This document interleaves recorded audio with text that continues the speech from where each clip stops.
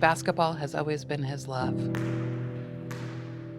In society today, we're always kind of looking for excuses why we can't be our best, and Troy's someone that never uses excuses. He's the poster boy for it, if you think about it, right? Fighting spirit is just someone who digs deep.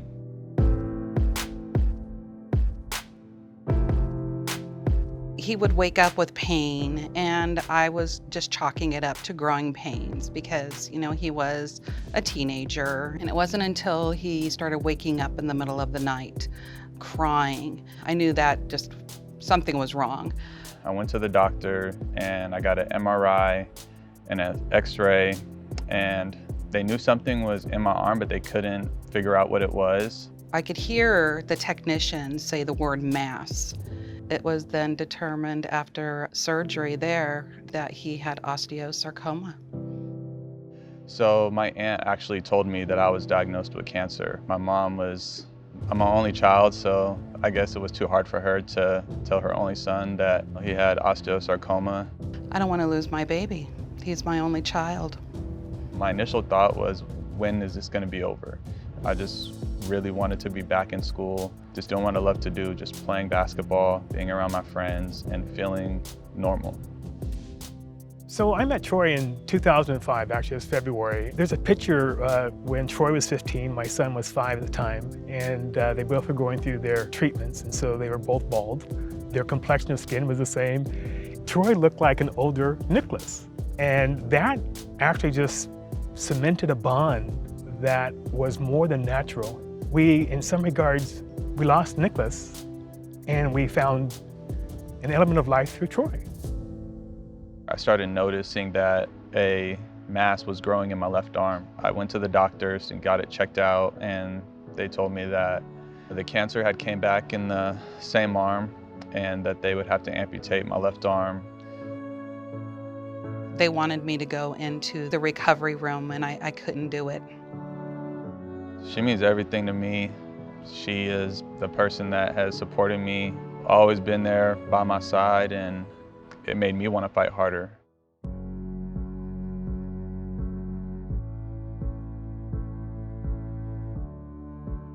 Every time cancer kept coming back in my life, it just felt like maybe, it's not meant to be. At that time, I just wanted to do whatever made me happy. And the only time I never felt pain or wherever I was not feeling depressed was when I was playing basketball. He had ups and downs that none of us would want to bear. And it's even hard to talk about the ups and downs. But Troy had this level of hope, and this hope that transitioned to inspiration. It just uplifted my spirits, it made me happy, and I wanted to just be around the game as much as possible. I feel like chemotherapy is used to heal cancer patients. It kills bad cells, but it also kills good cells. And for me, I felt like playing basketball didn't kill anything. It just uplifted my spirits, it made me happy. If I'm gonna go doing what I love to do. My mom and family full-hearted supported me with that decision when I decided to not do chemotherapy. He wanted to live the dream that he had, regardless of what was maybe natural or what was supposed to happen to him from a treatment perspective, from a diagnosis perspective. That hope, I think, fueled his heart to what we see today.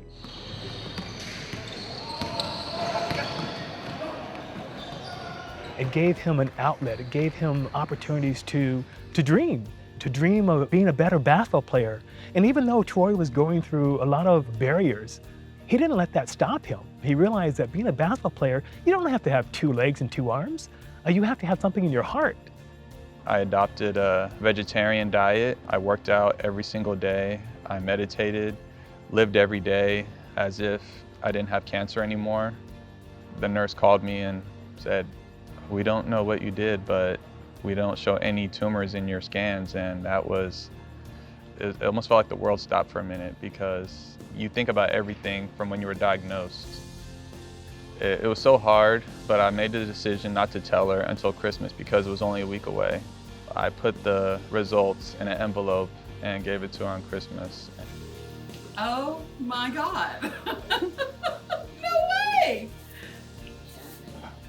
Oh my God, this is so exciting.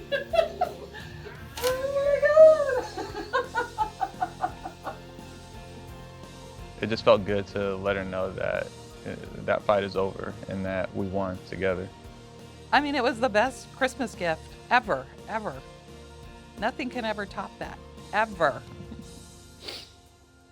From being diagnosed with cancer to being told I had 6 months to live to where I am now is completely breathtaking. So I'm gonna demonstrate. So first up, we got ankles. You're gonna stay low, keep your back straight, keep the ball low on your ankles, okay? I've been doing this free amputee clinic with UCSF for the last 5 years, and Troy was actually a participant at the clinic. So that was my first introduction to Troy. He had talked to myself and Tony at that event, and that's kind of the start of things. He said he thought that I would be a great fit to be a part of the Warriors staff. Been involved with the program ever since. It's inspiring to see somebody like Troy on the court, you know, not only teaching the game, but you see the enjoyment he gets out of seeing his players perform at their best level. I love watching him coach, and I love watching the kids react to his coaching, and the kids just love him. All right, Troy, hey, as the representative from Junior Warriors this year, just want to say congratulations for being the Junior NBA Coach of the Year for the Golden State Warriors. Thank you so much, man. You guys do a lot for our community. We really appreciate you. Being a part of the Golden State Warriors is literally a dream that came true. Visioning this as a kid, you know, when I was going through chemo and, you know, losing my arm, my next vision was coaching.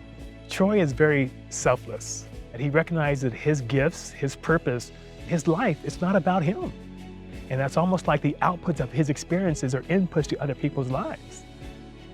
It just amazes me because all those years ago, he wasn't supposed to be here. And here he is. And he's doing amazing things. He's going places.